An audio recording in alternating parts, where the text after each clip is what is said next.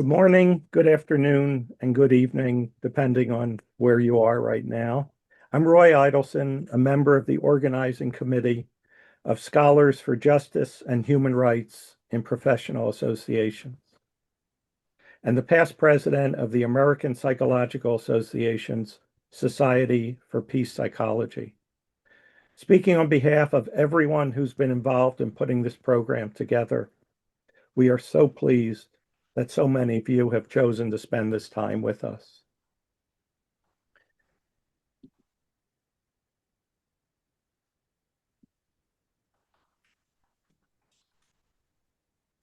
Our webinar is titled The Anti-Defamation League's Attacks on Professional Associations, What to Know and How to Respond.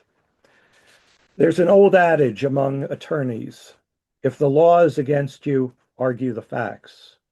If the law and the facts are against you, pound the table and yell like hell.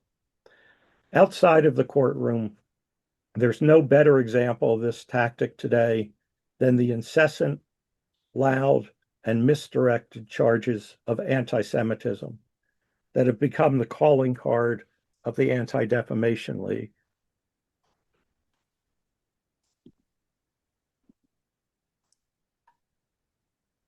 This past November, the ADL released yet another entry in its ongoing series of reports that should be subtitled Defending Israel by Weaponizing Anti-Semitism. This one accused over a dozen professional academic associations in the United States of failing to combat widespread anti-Semitism within their ranks. That report was primarily based on interviews with a small number of pro-Israel voices inside those associations. The report is filled with falsehoods and deceptions, including these ADL claims. Quote, Israel's military actions target terrorist groups, not civilians, unquote. Quote, there is no evidence that Israel has deliberately and systematically targeted Palestinian schools, unquote. And quote, within Israel, there are safeguards aimed at ensuring the equal treatment of all citizens, unquote. Ultimately, I believe the real value of the ADL report is that it sounds an urgent alarm for the many members of professional associations who care about human rights, free speech, and Palestinian lives. It tells us that we must join together across our diverse disciplines and speak out against the repressive forces represented by the ADL, by other Israel advocacy groups, and by the United States government. And those of us with greater privilege cannot allow the risks and burden to fall on colleagues whose careers and life circumstances are far more precarious than our own. With this in mind, we have 4 panelists, all experts, whom I admire for both their scholarship and their principled, courageous advocacy. They'll be speaking in this order: Emmaia Gelman, Amira Jarmakani, Isaac Kamola, and Lara Deeb. I'll very briefly introduce each of them as we go along.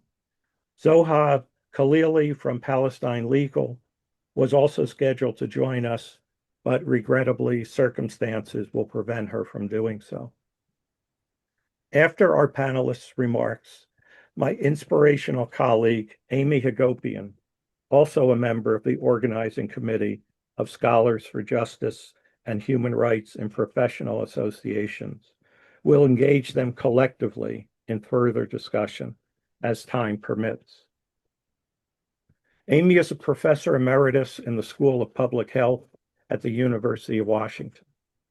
She has been a leader in the American Public Health Association for over 2 decades, recently serving as chair of the editorial board of the association's journal. But last year, after receiving the Lifetime Achievement Award from the association's international health section. The association revoked her membership when an anonymous complainant claimed they were made to feel unsafe by her work for Palestinian health justice within the association. I'll add that the webinar is being recorded and we plan to make it publicly available. Please use the Q&A box to post questions as we go along.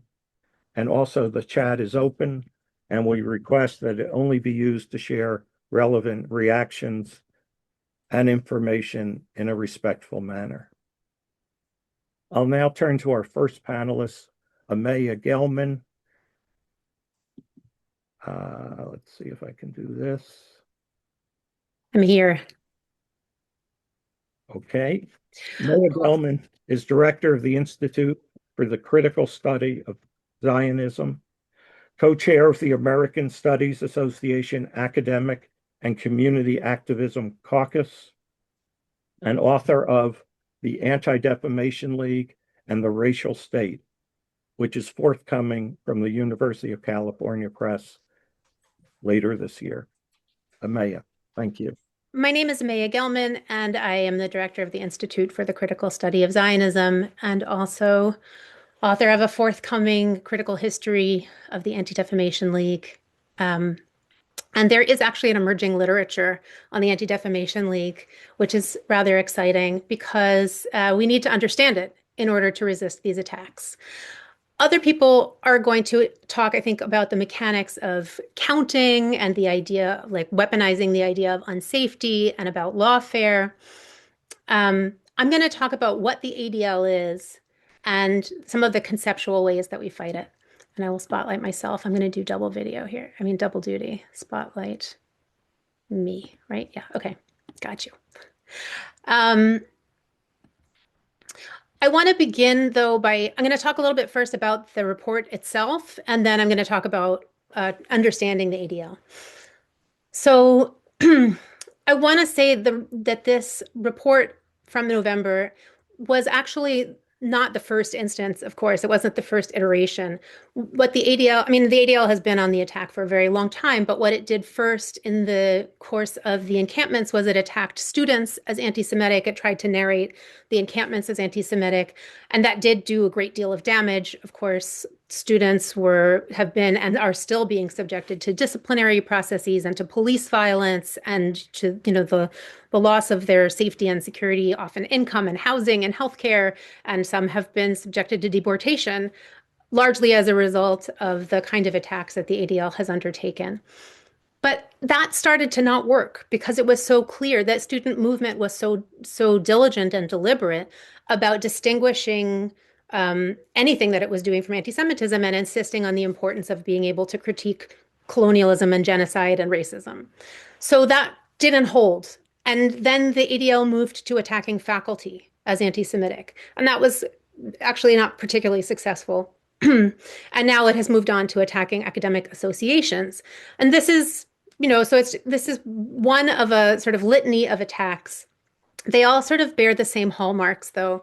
They focus on climate, the idea that that people feel unsafe or unheard. As Roy mentioned, the surveys that the ADL supposedly conducted within these associations they're sort of push surveys, right? Like who responds to a survey that the ADL does? I certainly wouldn't. I'm a Jew who feels completely not only unrepresented by the ADL, but harmed and threatened by the ADL. So I wouldn't respond.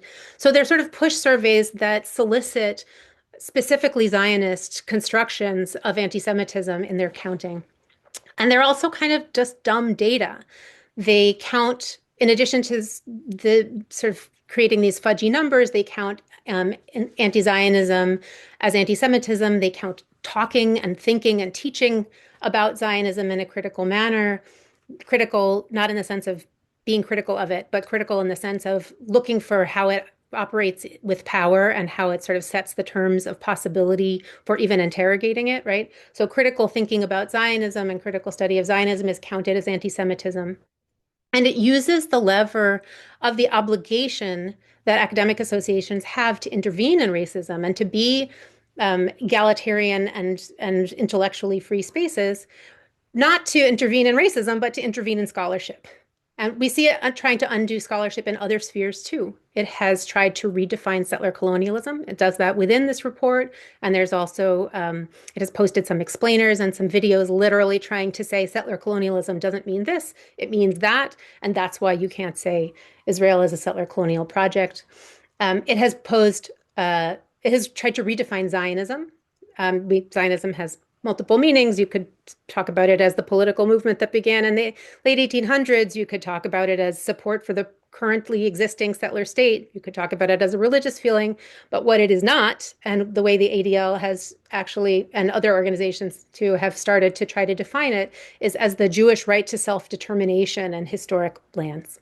That's not what Zionism is, but that's what the ADL is trying to define it as, so that opposing it is opposing self-determination. Uses straw man arguments like from the report again, like why is it problematic to describe all Jews as white, which no one is doing. And it has attacked the field of ethnic studies like in its entirety and tried to replace the content of ethnic studies, which is a decidedly anti-colonial and anti-racist discipline, with other things that are not anti-colonial or anti-racist, and so to call them ethnic studies. So this is a knowledge intervention, and it's the attacks on academic associations are attacks on knowledge. There is at the same time, of course, a constant derecognition of anti-Palestinian racism, the impact of anti-Palestinian racism on a host of different sets of people, including Palestinian members of associations, students and faculty, but also Black and people of color and queer and Jews, right, who are also attacked under the auspices of anti-Palestinian racism. These aren't new tactics. They're long-running tactics of the right, but they have been wholeheartedly adopted by Zionist organizations and the ADL as one of the sort of original, we call them legacy Jewish organizations that is also a Zionist organization, has been at the forefront. These correctives all end with the offer of ADL support, training on fiduciary responsibilities. If you are in an academic association that has been trying to deal with resolutions, you may have a drinking game where every time somebody says fiduciary responsibility, you take a sip. That doesn't come from nowhere. This is a sort of construction of Zionist organizations that and the ADL in particular, that if you permit discussion of Zionism, study of Zionism, study of Palestine, that you are creating fiduciary risk for your organization. And so the ADL is there to back you up with training and climate advice. And lawfare is the stick that ADL brings with it. As the ADL has renounced its role over the last year as an advocate on civil rights and publicly announced that it was turning to just focus on anti-Semitism, by which we know it means anti-Zionism, it has also dramatically expanded its own lawfare capacity it has a new sort of legal stable with half a dozen white shoe law firms. Part of this effort is also a tactic to impose Zionist identity as a sort of as a protected identity in the same way that race and ethnicity and national origin might be protected, which is something that the ADL and other organizations have tried in different contexts. They've tried to float it in policy. They've tried to get universities to adopt it, and it often has not stuck because it's silly, right? Because Zionism is a political movement, a political set of ideas, and it's not the same as a religious or ethnic or state identity. But sometimes it does stick, and that's the play here. Same with the IHRA definition. It has been sort of floated in lots of ways, mostly doesn't stick, but in some places it does stick. The report is silly in some ways on its face, like you read it, it's 100 pages, and it really reads as like sort of upside down talk that anyone could see through. And association leaders rightly ignored the ADL's calls for them to participate in generating the report by sending them information. But it makes claims that are chilling, like the claim that intellectual exchange is stifled within academic associations where people talk about Zionism. And of course, the reason for that is that scholars and people who have studied Zionism and colonialism broadly agree that colonialism is bad, and they're not necessarily willing to entertain a discussion that says, well, maybe we should talk about whether it's bad.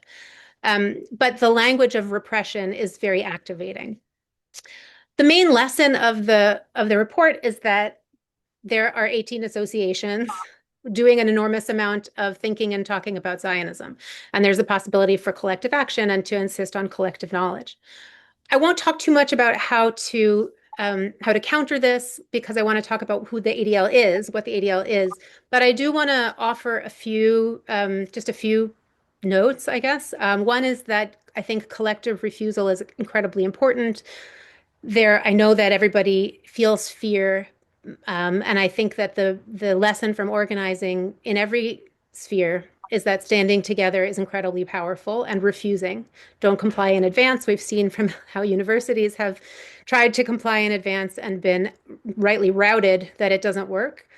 And then I want to borrow a little piece of advice from Isaac Kamola's work, which is from the movement to counter the influence of the Koch brothers network on campuses, which is, and you should read Isaac's book, which is called Free Speech and Koch Money.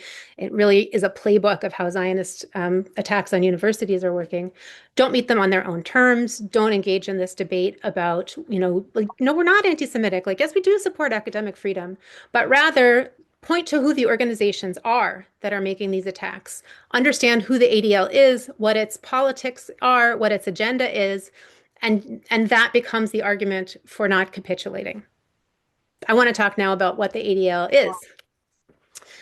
First, let me just briefly check in and ask whether we're good with their AI bots and the recording and stuff. Okay. I can't see the chat actually, so. Okay. So I'm a historian. It's still there. Maybe Amy, you can. Amy will take the transcript, not an AI bot. So since Roy owns the transcript, I think we should chill here. Okay, thank you. I'm a historian of the ADL, not on purpose, but because I was studying the history of Zionism and race, and the ADL simply emerged as a key organization. It's hard for me to speak briefly about this subject. I will just say, I think at the outset, that the ADL has always been, from its very inception, an organization of a particular sector of Jewish community, not an organization of all Jewish community. And its function has been to discipline the other parts of Jewish community, and also the left that didn't comport with its politics. And its politics always were, and remain fundamentally pro-state. And what do I mean by pro-state? The ADL was formed as an organization of a sort of cohort of German Jewish immigrants who arrived during the period of westward expansion of U.S. settlement between, in the 1800s, right? In westward expansion and slavery. And the production of their identity as Jews and as Europeans and as immigrants to the United States was as white.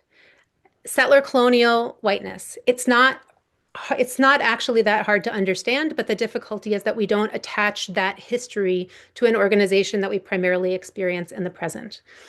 And that settler colonialism and that urge to discipline any kind of opposition to that has followed the ADL through its entire history. Fundamentally, what it became for the ADL was anti-communism. And I want to turn to the idea of the ADL as a neoconservative and Cold War organization briefly. And I'm going to try not to go over my time, so if somebody wants to just wave at me, that would be great. Neoconservatism is not a word or an idea that we necessarily play with a lot as we're talking about U.S. politics.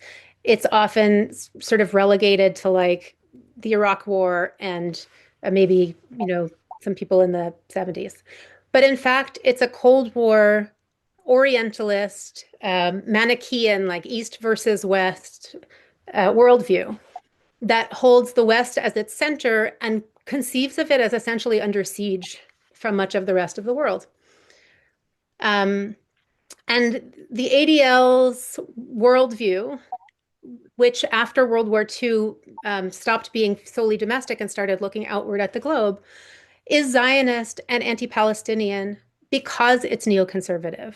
I know that's hard to assimilate sometimes because we understand the ADL as a Zionist organization. But in fact, I would argue that it's a white supremacist organization in the same way that the United States is a white supremacist government. And it's interested in the preservation of that power and the values that that it understands to be inherent in the West.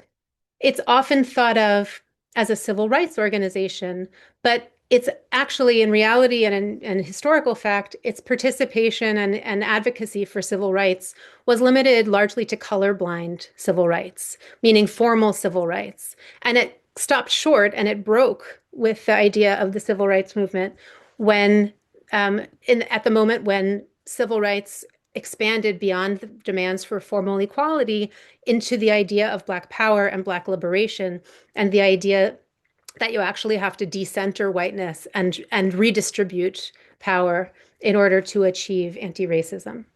The ADL understood those as an attack on the state. It deemed them extremist. It associated them with communism. And it deeply attacked the Black Power movement, understanding it as Soviet in its qualities, and attacking even more anodyne policies that arose from that kind of understanding, like affirmative action as reverse racism. And that's sort of the worldview that underwrites its other work. It might surprise you, for instance, but shouldn't now, to know that the ADL was supportive of the Reagan doctrine in Latin America, meaning that it was willing to support dictators and overlook death squads, for instance, in the interest of crushing leftist governments and movements. And it supported the neoconservative practice of democracy promotion, that's in quotes as well, which was the CIA-sponsored practice of seeding pro-US anti-left civic groups, civic institutions in those places who could support the US's anti-left foreign policy aims. So it's not, these are not inconsistencies. The ADL is not necessarily a domestic organization. It's not necessarily a Zionist organization. It's an organization whose commitments are to the state and to Western dominance. One more crucial piece here, which is that there's a lot of confusion with this because the ADL is often perceived as progressive, or, people are like, maybe it's progressive in some ways, right?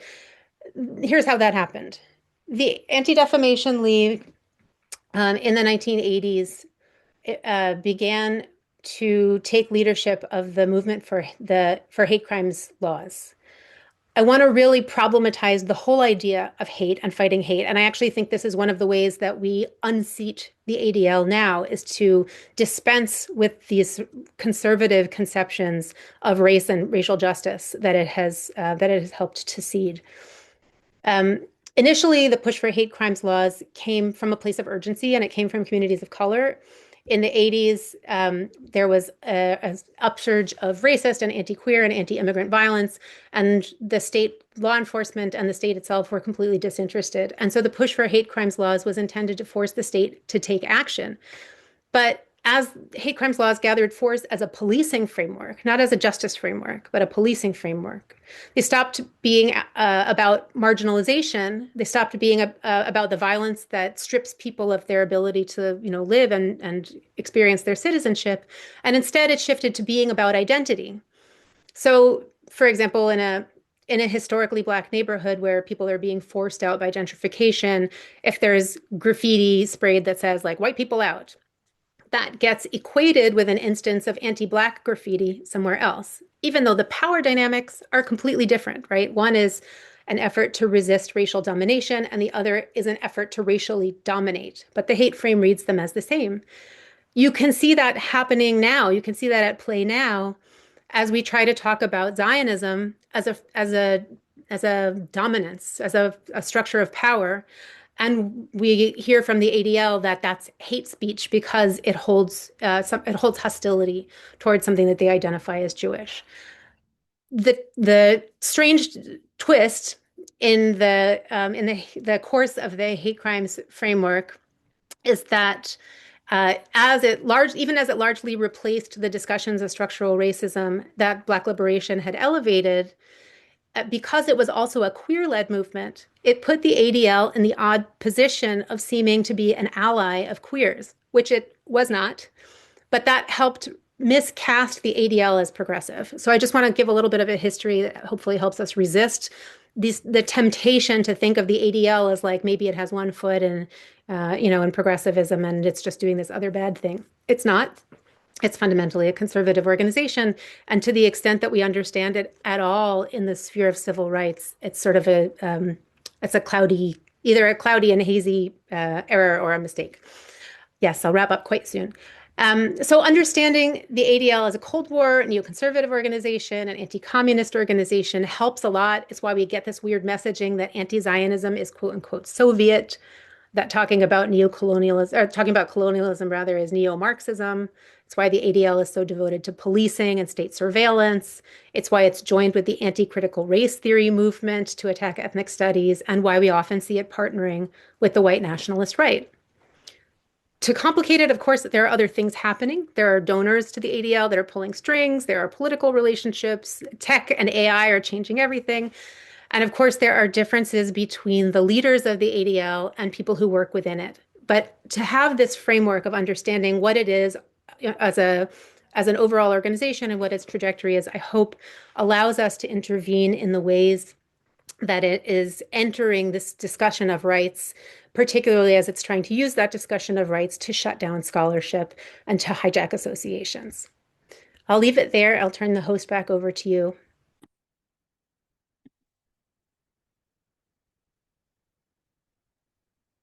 I'm just trying to figure out how to do that.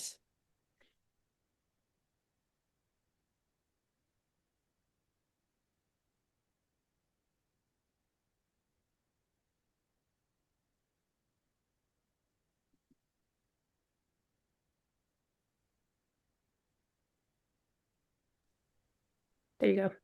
Success. Thank you, Emmaia.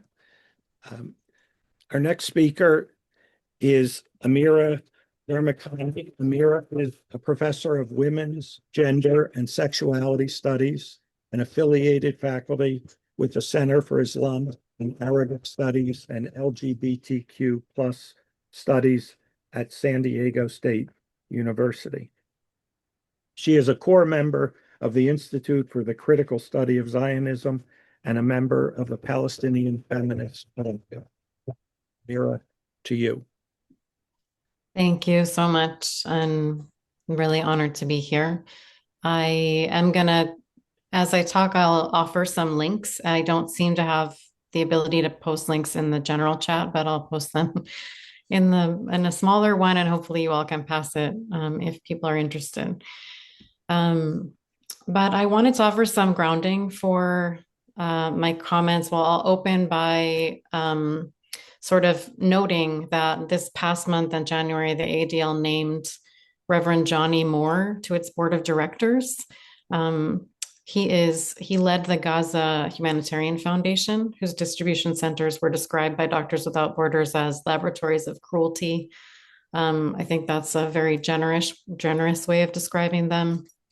So I would just propose to ground and center our conversation today within and with Gaza itself, just to offer, and I'm quoting here from an article in Counterpunch that I'm happy to give you the link to. It's called "The Real Gaza Death Toll is Impossible to Know Today, but the Minimum Isn't." So I'll share those minimums with everyone. And here's the quote: "Anyone who claims to rely on the best scientific consensus today must report the current death toll in the Gaza genocide as," and these are the minimums, "more than 115,000 violent deaths or more than 460,000 overall deaths." And those are directly attributable to the genocide. So along with that, and in the spirit of grounding and centering Vesta, I also wanted to share the beginning of a poem. I don't really have time to read the whole poem, but I'm going to share the link from Emmaia, who is with we at the We Are Not Numbers project. We Are Not Numbers is a platform through which emerging Palestinian writers foster life and truth beyond dehumanizing narratives and statistics. Rifat Al-Arir was a mentor to many of these poets and writers as well. So the poem I'll read the beginning of is called Ink Against Erasure. Again, it's by Emmaia, and it reads, "We write to keep our names alive, to carve our stories into time. We write not for sympathy, but to shake the dust from your conscience, not for hearts or likes, but for footsteps marching toward justice." And it goes on after that. This is the grounding that I want to speak from. As for the ADL and its targeting of professional academic orgs, I just want to offer that in order to understand that this specific sort of instance that we're here to think about today and to think collectively about, we really also need to understand a larger frame, which is all of the ADL's movements toward crushing the BDS movement. And I think this is a really important framing for multiple reasons, but one of which is that universities and adjacent institutions like the professional orgs that are targeted in the report we're talking about today are a central arena of struggle. Professional organizations have passed BDS resolutions, and they are passing BDS resolutions, and many folks here today can talk better, more completely and from the struggle about that. But it seems clear that that's the reason for this report now. So I just want to, keep us grounded in that.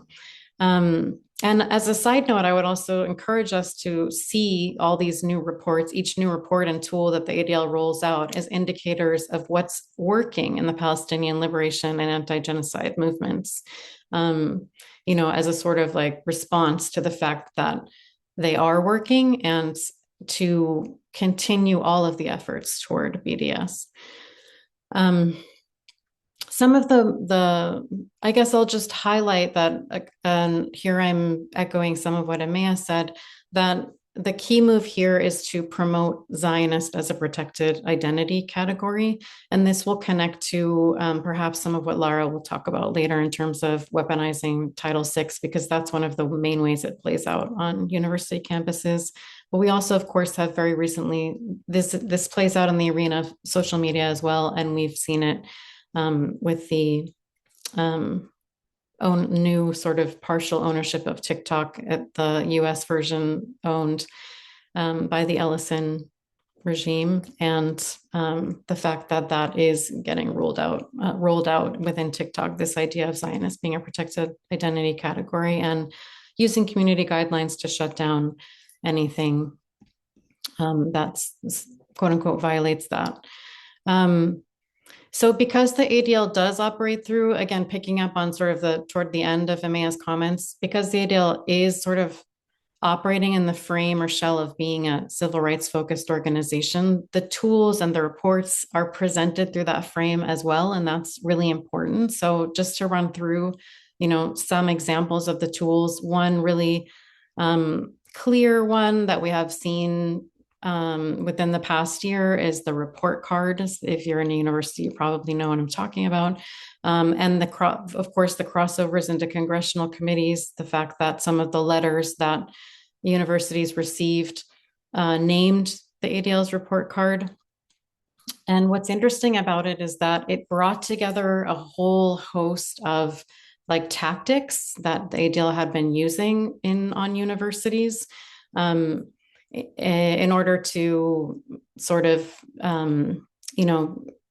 get more, bring them all together under one tool and then get more traction in all these areas of the university. So I'll just sort of name some of them in the interest of time.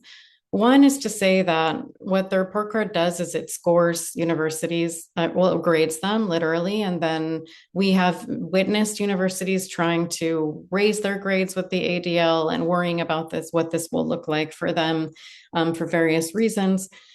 And what the ADL offers in return is just to give a number of guidelines. One of them, for instance, is to say that, well, the way that we're coming to this grade is to look at the administrative policies and actions that exist, and the number one criterion under these policies and actions, according to the ADL, to see whether the university is appropriately addressing anti-Semitism, is to look at their codes of conduct or other related policy. And the ADL immediately, wants to clarify that in order to get a good grade in that respect, the university must mention use the IRA definition, basically. And so already the definition of anti-Semitism there becomes focused on including anti-Zionism.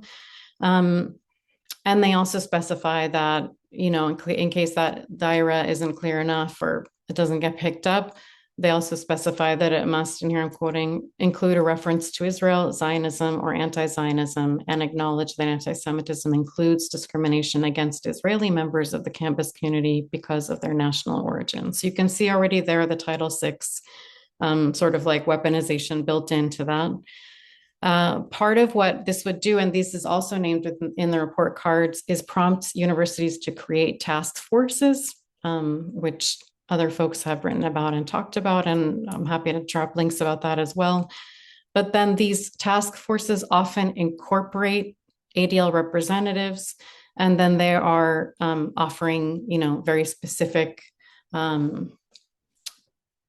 advice, in quotation marks, of the way all of the different areas of policy that, this kind of language can play out.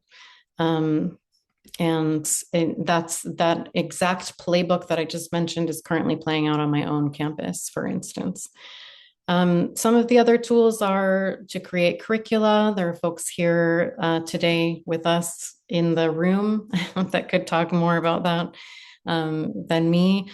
And the reports that are the subject of this panel. And another thing that I just wanted to take a moment to talk about is the kind of whole set of reporting mechanisms that the ADL manages to fuel a sort of larger, seemingly innocuous project of data collection. So you'll see in many of the tools that get rolled out, or thanks somebody for specifying what IRA is. You can see the way that this idea of being data-driven becomes a really specific kind of strategy. So, the idea is that you build pressure and build the case for the necessity of the IRA definition through exaggerated statistics that coerce implementation. And they're all coming under the cloak of data objectivity. They claim to be data-driven, right? We recognize this language probably. So of course, I don't have time to go over all of the ways that the examples of the data. I can put a link to a piece where I go into it in more detail and has many, many links out to other pieces that talk about this practice as well. But I just want to give one example, which is that in the months following October 7, the ADL created a series of press releases based on these reports that they used to do called anti-Israel activism on US campuses. I think these are now getting, sort of like taken care of under the report card apparatus. But under these, the press releases first decried what the ADL called an unprecedented 337% increase in anti-Semitic incidences in December 2023. It then went on to lament the staggering 477% increase in anti-Semitism in September 2024. And then more recently, it inflated that same statistic to claim a 628% increase in anti-Semitism on college campuses just in 2023-24 as compared to the same period in 22-23. And of course, when you drill down, if you look at the report and all the incidents that are listed, all of those that are derived from the 23-24 ADL, Anti-Israel Activism on U.S. Campuses report, they highlight how those accumulative shifts from 337 to 477 to 628 are most certainly designed to provoke shock, of course, but they're also only made possible by incorporating all of the anti-genocide protest into ADL's own data collection project. So, for instance, it breaks it down into categories. One of the categories for collecting incidents is protests and actions. 68% of the incidents counted fall under that. And the reason that it went up so incredibly high in terms of the statistic is because of the encampments. The sort of, again, I would go back to encouraging us to think about what is working, the wonderful movement building that we were seeing on campuses. But even among those potentially more troubling categories, I just want to give you two quick examples. So under vandalism, for instance, there's the examples given, and I'm just going to give you one example, but they're almost all very similar to this. The example of vandalism was affixing stickers that read, "This product supports genocide," in a Starbucks on campus. An example of harassment was a flyer stating, "Israel just bombed a hospital, murdering over 1,000 Palestinians." That was, again, an example of harassment in this report. And then there's a category specifically for BDS resolutions. So any BDS resolution just automatically gets counted. All of those things I just mentioned get counted as anti-Semitism. So armed with the coercive power of this, seemingly neutral data, these inflating statistics, the ADL and allied organizations are really operationalizing two main strategies. One is using civil rights mechanisms like Title VI to introduce IHRA definition, and they do that by manipulating and deploying the language of safety, which I think others may talk about. And the other are the lawfare tactics to coerce institutions into adopting IHRA as a form of calculating risk and managing potential loss. And again, I would just highlight that it's not necessarily just the IHRA definition at this point. It's also, like any language that would be about Israel's right to exist, Zionist identity, and keeping that safe. Like, these are the ways that that's all getting incorporated. So I think these twin strategies of deploying civil rights mechanisms in tandem with litigation are really the main strategy. And I just wanted to highlight litigation as a way of trying to deter, right? The whole purpose is to act as a deterrent. So we have seen this, of course, like there are very real ways that it does and can act as a deterrent. The American Studies Association, for instance, has been going through litigation for over a decade. Other organizations as well. So just to sort of name that and round it out as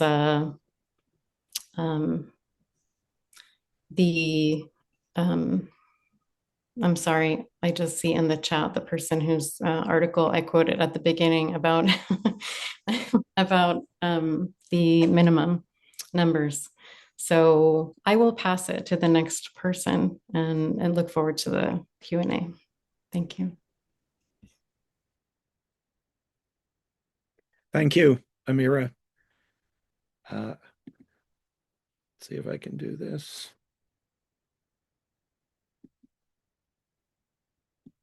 Do this. Okay. Our next speaker is Isaac Kamola. Isaac is a professor of political science at Trinity College.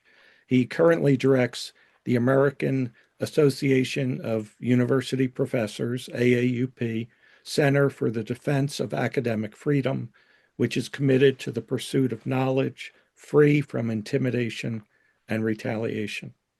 Isaac. Thanks so much for having me. This is it's an honor to be on this panel, and thanks Roy and Amy for organizing it. And I just want to also give a shout out to Emmaia's awesome book, forthcoming book. It's a must read. It was something like just a clarifying event in terms of understanding the present moment, in terms of understanding the terrain, in terms of understanding the ADL. I can never go back from that book. It was just it's a real contribution, and I just want to flag that for everybody on this. So as I may have mentioned, I study dark money influence in higher education, the right-wing think tanks, and the billionaire donors that fund them, and their organized political attack on higher education.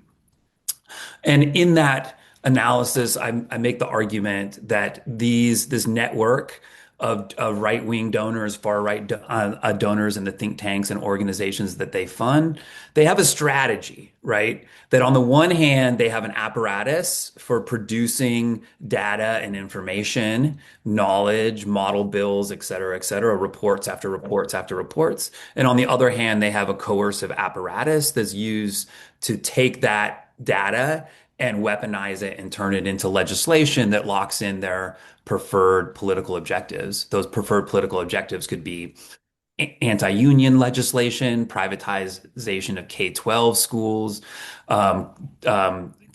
killing climate climate change legislation, lowering taxes on the ultra wealthy, pro Second Amendment, whatever. But there's these think tanks, a network of think tanks that produce the kind of evidence, and then another network that's connected as part of a network that pushes the political agenda that locks those in. And I would say that for me, it's helpful to think of the ADL's work within this context, right? And that what it's doing is producing certain types of data about the rise of anti-Semitism, and that that data, that so-called data, is being used and to push a political agenda. A lot of this has already been covered so far, so I'll kind of skip through my comments. But I think it's really important to think of these two functions as a political strategy. What I call the creation of a moral panic, right? And Stuart Hall tells us that moral panics, they don't come from the bottom up, right? That the concern over mugging in London streets in the 1980s wasn't people in the neighborhood concerned about mugging. It was elites that were pushing a neoliberal economic agenda. They were trying to justify certain types of pro-policing and policies that use the media, political elites, and think tanks in order to push a narrative that there was widespread mugging that required certain policies that they preferred. So I think that thinking about the language of moral panic is really helpful. And in particular, what I think that this is helpful in terms of thinking about the ADL is that what anti-Semitism means by the data that they produce, that they manufacture, right, is a particular narrative about what anti-Semitism is, right? So it may be true that currently that levels of anti-Semitism are on the rise. And this may especially be true during a time when politicians, including the president, are actively legitimizing the far right, and the world's richest man is giving Nazi salutes in public, right? That there really is a spike in far right activism. MAGA and other far right groups Nick Fuentes and a whole bunch of folks are normalizing open anti-Semitism, right?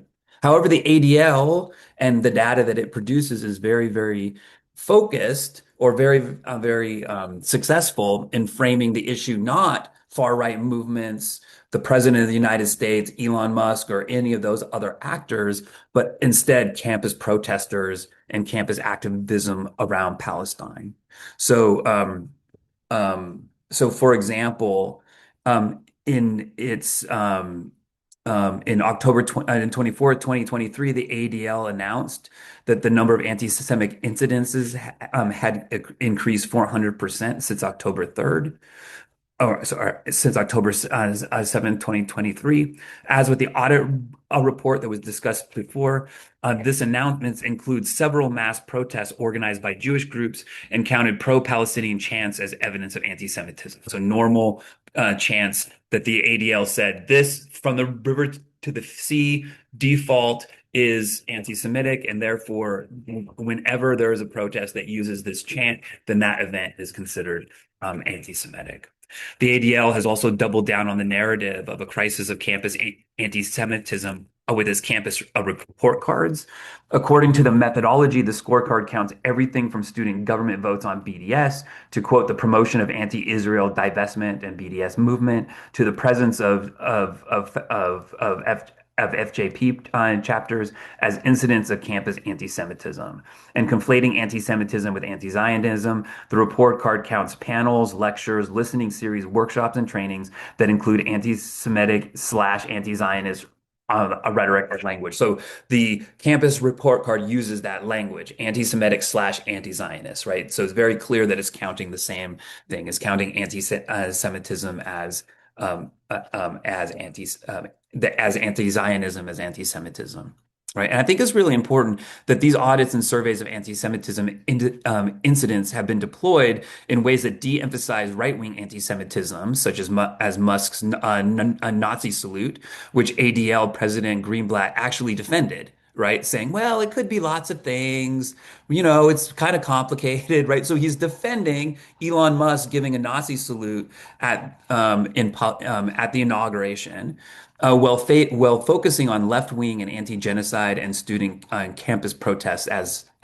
instances of anti-Semitism. For example, during his 2023 keynote speech at the ADL Leadership Summit, Jonathan Greenblatt ignored evidence of the rising threat from white Christian nationalism and failed to mention the growing popularity of Great Replacement theory on the MAGA right. Instead, Greenblatt chose to focus on campus groups critical of Israel's war on Gaza, including Jewish Voices for Peace and Students for Justice in Palestine. And this focus, I think, is really important, ran counter to the ADL's own audit showing, right? So by its own data, there's a right wing, the growing MAGA and far right is responsible for a lot of the growth. And that the evidence or the portrait that Greenblatt was showing in this presentation was to focus exclusively on campus protesters as the cause of anti-Semitism. But I think it's important that this narrative of anti-Semitism has then been kind of moved through a number of right-wing organizations that focus on a broader attack on higher education. So, for example, claims about rising anti-Semitism have been used by the Heritage Foundation to justify Project Esther. They serve as the basis of Trump's pressure campaigns against Columbia, Harvard, Brown, Cornell, and other universities, and they have been used to justify the weaponization of Title VI against academic institutions. So, I think that I'm going to just kind of jump ahead and conclude, because I'm out of time here, of how the language of academic freedom can be helpful in pushing back upon this mischaracterization of campuses as hotbeds of anti-Semitism that's being pushed by the ADL and aligned groups. So first of all, I think the AAUP's definition of academic freedom recognizes academic freedom in research, teaching, extramural, and intramural speech. Because Amira is on the call here and is part of the Palestine Feminist Collective, they have a really fantastic manifesto document about academic freedom and thinking about academic freedom in this in this moment. And I think that the AAUP definition is kind of a much more traditional, kind of a little bit more conservative understanding of what academic freedom is. But I think it's helpful in kind of laying out a framework for the minimum of what one can expect. So I think that the important part about AAUP policies is not only that there is a recognition of academic freedom in these domains, which include teaching, research, but also the ability to speak publicly and to speak as a citizen of one's own institution, to criticize one's own institutions, our policies, and whatnot, but also recognizes that sanctions against faculty need to be conducted or overseen by faculty committees, right? That it's faculty who are the ones who should be determining if a faculty member is fired or non-renewed because of their statements. And this is really important in the issues of anti-Semitism, because what it means is that it's not the ADL that should be determining what anti-Semitism is. And therefore, if a statement that was made at a college protest or in a piece of research or in a classroom was or was not anti-Semitic, right? That actually, according to the principles of academic freedom, that it's actually a faculty committee that is evaluating our peers that should be the ones who determine whether a faculty member engaged in anti-Semitism, and not relying on the ADL's definition. I have a number of other things and research. I'll throw some resources in the chat, including some really great reports by the AAUP and one by the AAUP and MESA about the weaponization of Title VI, as well as the Academic Freedom Field Guide, which includes information about how to contact the AAUP if you're facing a retaliation, but also a link to Faculty on the Front Lines, which is a video series of faculty who have faced a retaliation for their speech on Palestine, and what they have done, how they fought back. It includes a great interview with Moral Finkelstein and a whole bunch of other faculty members. I highly encourage folks to check it out. So thanks for your time. Thank you, Isaac.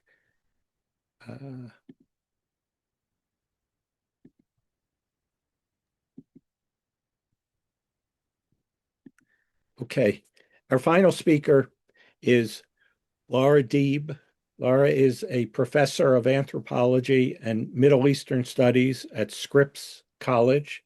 She co-chairs the Middle East Study Association's Task Force on Civil and Human Rights. That task force tracks the changing political and legal context as it impacts scholars of the Middle East, and it produces resources to support faculty and students. Lara. Thank you. And first, let me just add my thanks to Roy and Amy and to Emmaia for your important work, and also to Isaac and Amira. I've learned a great deal from everyone today. And Amira, thank you especially for recentering Gaza in this conversation. So as Roy just mentioned, I'm here in my capacity as the co-chair with Daryl Lee of MESA's Task Force on Civil and Human Rights, which was established during the first Trump presidency. And it's one of the MESA committees that's dedicated to advocating for both members and non-members more broadly. The focus is mainly the US context, where the tools of repression of free speech being used now have been honed for decades in relation to speech about Palestine. So that's one thing I want to add straight up to what's been said so far, which is that this has a really long history. And those who speak about Palestine have never fully been accorded the rights of free speech in the US. Jessica Winiger and I dug into this for a book we wrote about a decade ago. And the first instance we found was a 1969 memo circulated by the American Jewish Committee that alleged that college campuses were the sites of an Arab propaganda campaign against Israel. And then to come back to the ADL, the first instance we found of the mass weaponization of anti-Semitism claims was in 1983, when the ADL produced a black book of scholars accused of anti-Semitism because they criticized the Israeli state. And that was a literal black book, like it was a pamphlet that they distributed to campus leaders, who were then asked to monitor the professors listed in it. So today, of course, we've moved from a Palestine exception to free speech to Palestine as a pretext for the full-scale erasure of those rights. So it's not just about greater intensity and scale of suppression. As Emmaia noted, the target has shifted from individual scholars to institutions. So while we've long talked about Palestine scholars facing pressure or consequences, now we're talking about institutions caving to pressures and implementing a variety of draconian policies. And then the second key change is that the source of the pressure is no longer Zionist and anti-Islam organizations acting on their own, but today we have visible and significant cooperation between those organizations like the ADL and the federal government. So in this context, the task force has been gathering data and producing resources to support faculty and students, which you can find for now on a website that I'll post. Well, I'll put in the chat for someone else to put in the chat. I think it's how I have to do this. And in about a month, there'll be a new website. The most significant of those resources was, I'm also going to post this one, is the report that Isaac actually just mentioned. There's that link, which is a report on the weaponization of civil rights law to repress campus speech on Palestine. That report was released last fall in conjunction with the AAUP, and my co-chair, Daryl Lee, was its primary author with much data gathering and input from a number of MESA staff members. So the reason that Title VI is so insidious is that it's enforced against institutions, right? Individuals cannot be investigated or sued for violating Title VI. That's actually why the ADL and other groups are using it, because it's a way to avoid looking like you're violating the First Amendment. Part of what the report does is detail the history of these federal anti-Semitism investigations. And in it, we learn that the groundwork for the attack on higher education has been laid for years.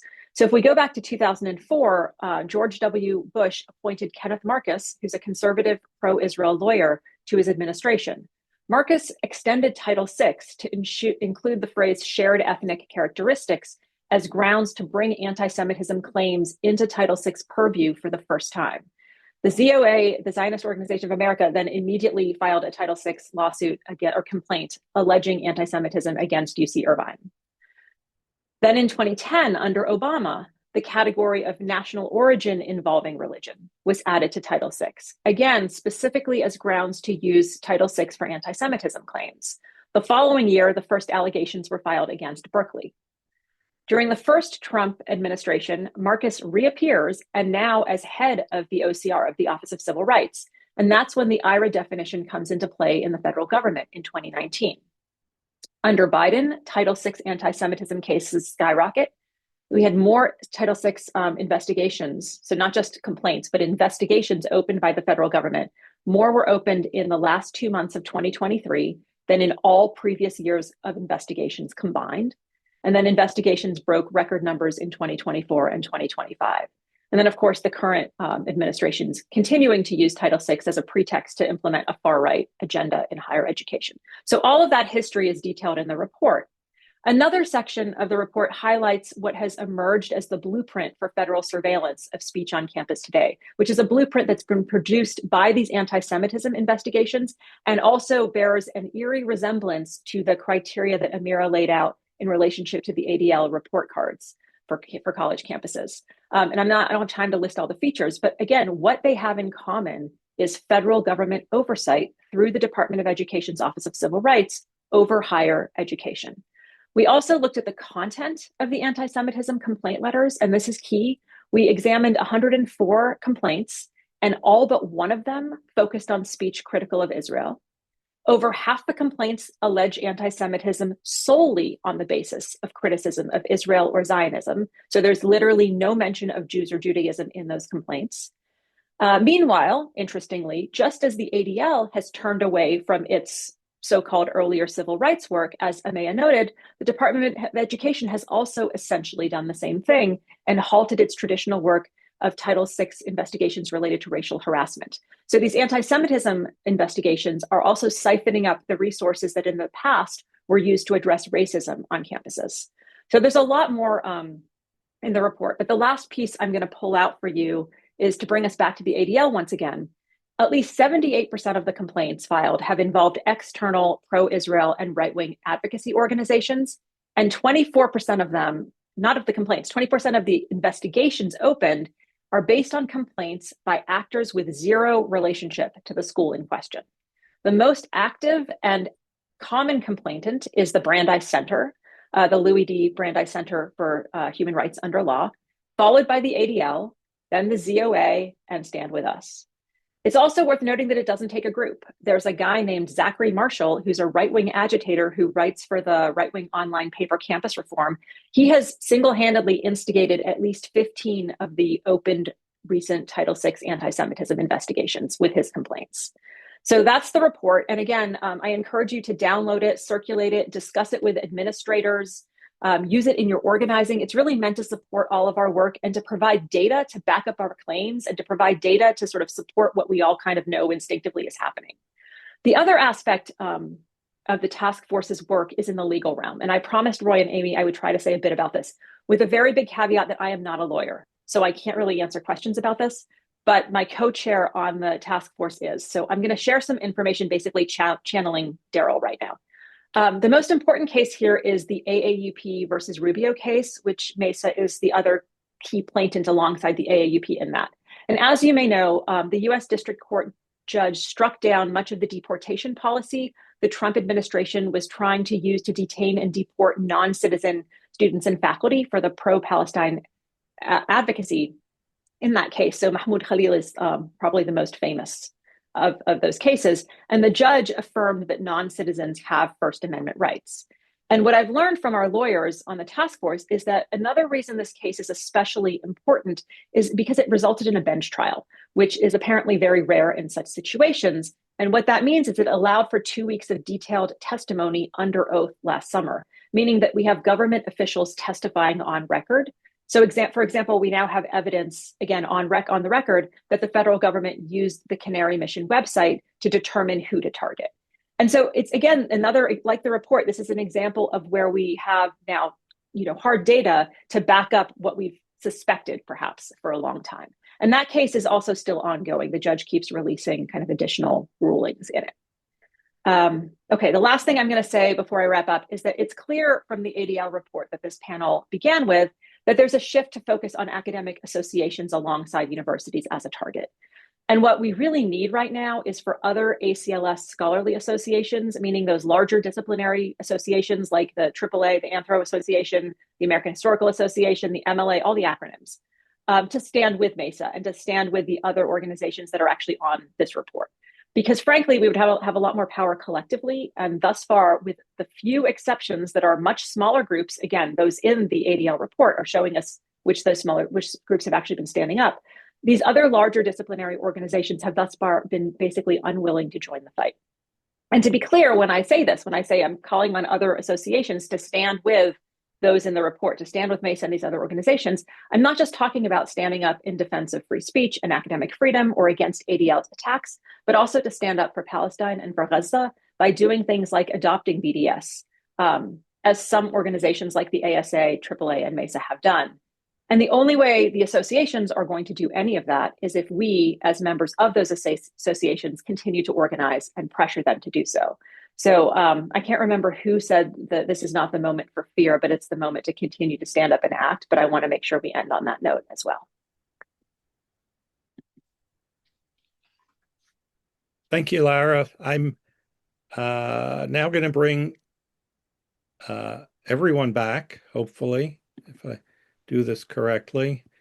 And along with Amy Hagopian, who will lead the conversation. And I'll remove myself and thank you all. All right. Well, thank you to all of you for a spectacular set of remarks for our audience. And just so people know, we have about 130 people in the room. And, in a webinar, no one knows how many people are in the room. And we had more than 300 registers. So there's a lot of interest in this. So thank you to Emmaia for laying out the ADL and what it does and its history, its long history in supporting right-wing authoritarian approaches. And then thanks to Amira for talking about the various apparatus that ADL uses and its report card system and its sort of phony ways of counting data. And thank you to Isaac for talking about academic freedom and the role of the AAUP, which has been really critical in this whole defense of our universities and our professional associations. And then thank you to Lara for discussing Mesa's role in all this and, sort of laying out the resources at our disposal and the data. The amazing factoid that of 104 complaints, all but one were focused on Israel. And so, which sort of gets me to the idea of how surreal all these things are, and the sort of phony nature of the complaints and the reports and so on. That ADL report came out in November, the week after the American Public Health Association met in Washington, D.C. And, just to make it a little bit personal here, that report gave my association, the APHA, credit for kicking me out of the organization as a reason to say progress is being made at the APHA, because they threw me out. And this gets us to this whole idea of these fake code of conduct complaints that are being made in all of our associations and on our campuses, where anybody who feels unsafe, whatever that means, can file a complaint and be treated seriously without evidence.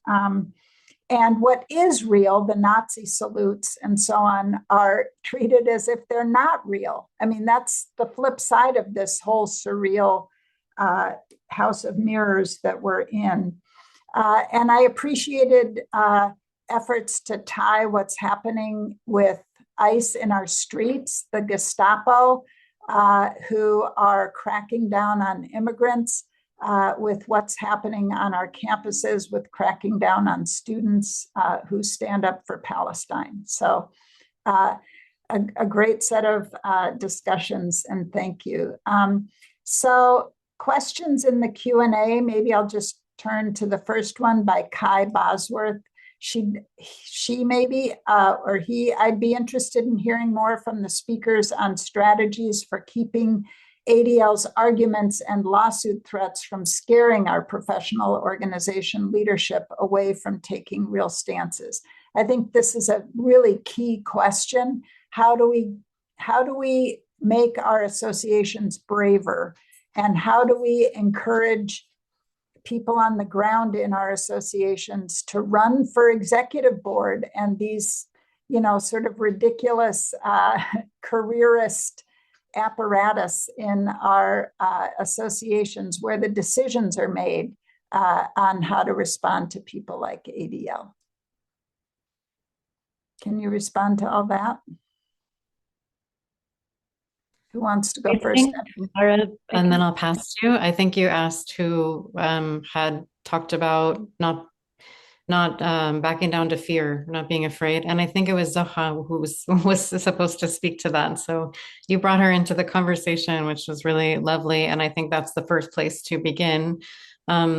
More pragmatically, I think it's about being bold and building. So being bold by introducing a BDS resolution and then knowing that you're going to need to build. So you'll use that as a sort of popular education opportunity. And to, as many folks have said, it's,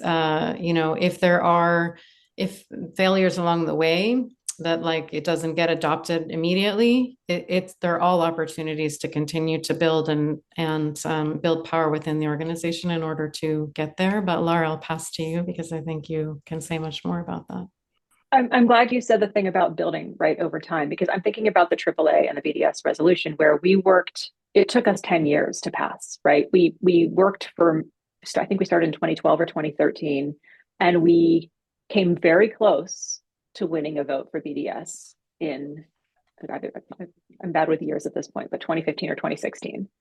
But lost the vote. We won a business meeting vote and then lost the full membership vote by 37 votes or some ridiculously small number. And then years later, reignited the campaign and passed BDS in summer of 2023. But the way we did that was, it was a slow, several years of just education, panels, discussion with people, discussion groups, many, many, many panels, organizing at the conference itself. So you have to start with political education. And I guess, again, depending on the organization, less political education had to be done at Mesa, for example, because you already had more expertise in those spaces. But at the AAA, Middle East anthropologists are a very small percentage of anthropologists. Many of our colleagues didn't know very much, right? So when we started back in 2013, we really had to do a lot of political education first, and that was key.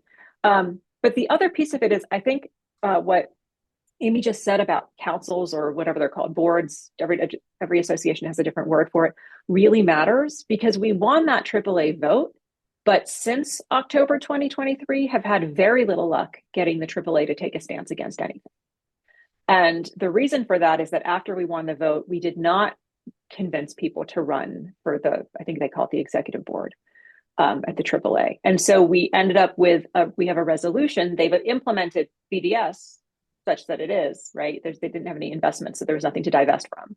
But they've implemented the academic boycott of Israeli institutions. But beyond that, we can't get them to do anything because we didn't really think about running people for the board who understood what was happening or who supported the resolution to begin with.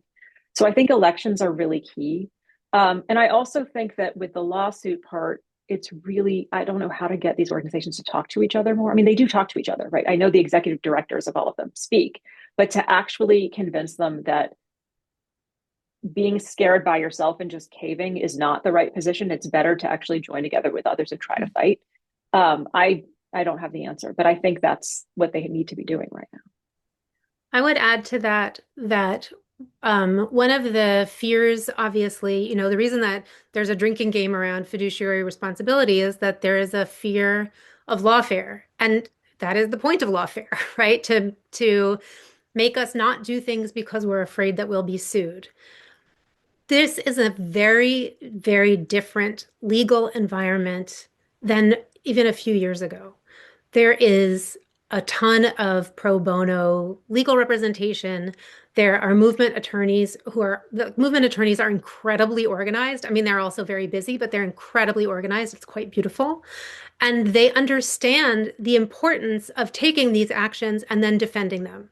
So we are not alone. Like, we're not alone association to association, and we're not without resources.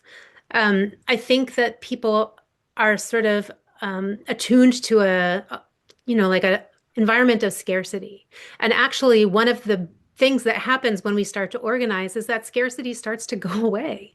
So I think I would just encourage people to be more trusting in a larger community. The other thing I want to say about us as people within associations is that it is really powerful to talk about what's actually happening, right? We use boycott as kind of a shorthand for opposing, you know, settler colonialism. But actually, we could just talk about settler colonialism, right? We're scholars, and we're people who deal in facts, like professional associations. You know, people may not consider themselves academics, but like, you deal in facts, right? And the facts that we're dealing with are about settler colonialism, they're about racism, they're about state violence, and they're about Zionism. One of the things that was so unbelievably productive about the encampments is that it allowed us to talk about Zionism itself as a power structure and a problem. And I think that the more that we clarify what the terms are and stop using shorthand that we think, like, you know, might squeak by, but actually talk about the larger issues and oppose violence, like state violence, that we can actually be more successful and help our associations take stronger action. I dropped a note in the chat to the hosts. There was a question from Adam. Has there been much discussion of filing Title VI complaints against universities for labeling anti-genocide speech as anti-Semitic, including against the endorsement of ADL presence and materials in universities? Adam has filed one recently, but it seems that there should be a flood of these. Why do we think there isn't? So can I actually combine this with the one, there's a question in the chat, in the Q&A, Yes.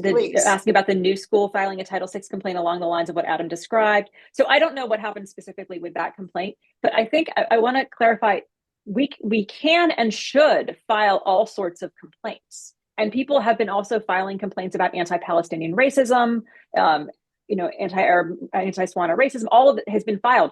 But getting the federal government to open an investigation is a whole, like, they get to decide which complaints they follow through on. And so what we've seen is, and what we've been seeing since 2023, is people are filing complaints, maybe not enough. And it's possible that if we flooded OCR with complaints of the kind you described, Adam, or with anti-Palestinian racism complaints, it's possible they would open more investigations. But the pattern we're seeing is that they are picking and choosing which investigations to open very, very selectively. And they're specifically going for the kinds of investigations filed by the ADL and the Brandeis Center. So the filing, like numbers of complaints filed, does not necessarily trigger a federal government investigation and opening of an investigation. The other thing that's going on here is that after the whole Doge thing, there's probably like 5 employees left at the OCR, if that. So things are also moving very, very slowly. So it's unclear. There's probably 100 investigations right now open on anti-Semitism around the country. They're moving very, very slowly. The institution I'm at has one open. The last they heard anything from the federal government was in August. It's just, people are just, letting it sit, I guess. But the danger of these investigations is that it's not just, some institutions are not waiting for the federal government to persist, right? So Pomona College, for example, recently has had a complaint opened again, an investigation opened against them. The complaint was filed by the Brandeis Center, and I'm not sure if the ADL was part of that one or not, but Pomona preemptively cut a deal with the Brandeis Center and agreed to adopt IRA and do all of these other draconian things before the federal government even, got to the next step in their investigation. So it's also about the pressure campaigns that are going on. Can I just one quick interjection? A key organization in making our institutions and universities braver and stronger is the AAUP. And I would encourage you, all of you who are associated with a university, to join that organization and support that work. Emmaia? I can answer about the new school Title VI anti-Semitism complaint because the Institute for the Critical Study of Zionism and ADC filed that together. There are good reasons why there are not more of those, and one is that the directing resources at Jewish experiences has limited uses, right? Like there are reasons to not do that. And there was a push, to focus on anti-Palestinian racism cases. And by the way, anti-Palestinian racism cases, can apply to people who are not Palestinian, including Jews. I actually think it's important to consider filing other kinds of cases, to sort of tease this out. The reason that we filed the new school complaint was partly just to sort of hold that space, but partly it was for the record, right? Like we know OCR is not doing anything. But we also know that it's important to build a record for the future, right? Like we're not stuck in this moment. And actually the process of unfolding the story and having people identify what happened and what were the power structures that allowed things to happen so that they could be included in the complaint was really productive. And by the way, Zionist complaints have no details at all, right? Because Zachary Foster or whatever, Zachary Foster is an anti-Zionist historian. Zachary Wallace or whatever, Marshall is filing them. And he doesn't know anything because he's not there. The complaints don't have to say anything. But when we are filing complaints, we can do them in a documentary way that actually builds our movement. So there are good reasons to not to do it, but also good reasons to do it, as long as we understand that we're not turning to OCR to save us, right? OCR is not coming to save us. Thank you. There was one last question in the chat about whether it's worth getting involved in governance bodies in our associations. Is that hassle worth the squeeze? I can just jump in on that. I mean, I think that, I think that everybody had, like, every place right now is a place of struggle, and different people have different specialties and expertise and can put up with different things, and other people can't. And that some people are really good navigating complex institutional bureaucracies like a knife fighter and stabbing the right people in the back while smiling. And those people should really be involved in gaining leadership in these institutions. And that, I think it's really important that there's a reason why. It's one thing to say, oh, my professional association, oh my God, it's such a hot mess. And it's, the leadership is so cumbersome and slow and, disappointing and all of that. But it's being targeted for a reason, right? That these are places where scholars come together and unleash and create new ideas that then become years later the articles and the books and the conversations and the things that end up Yes, in our classroom. And it's which really is the whole reason ADL is going after them. exactly. And I think it's really important that we recognize and appreciate that. I think the right like understands and the power of what we do better than we do many times, right? And I think it's really important that this is a really long game, right? And it's Yeah. really important to have those infrastructures that make certain kinds of knowledge possible, right? You know, to have those sections and to run for those sections as a leader, create those panels that then become those panels that become that event, but then also that edited journal article that then become, you know, and that may not seem like enough in this moment and in a time of genocide. It's not in itself enough, but it's also what we're fighting to preserve on the one hand, and it's also the thing that is so profoundly threatening. And I think it's really important that in addition to all of the organizing that we do, we also have to do the work of producing the research and Yes. the knowledge and holding the space. And so engage as much as we can within our professional associations, if it makes sense, and to do so strategically, do so collectively, and do so with an eye towards BDS. Thank you, Isaac. And we are reminded that Amira has to go pick up a child, which is really a project that's more important than anything. So thank you to everybody for being here today. You will hear more from this organization, including links to the recording, which we will put up on YouTube soon. And we will circulate relevant links that were important in the chat. So thank you, everybody, for being here. Thank you, Roy, for leading us. And go out and have a good, relaxing evening where we fight for justice in Palestine. Thank you.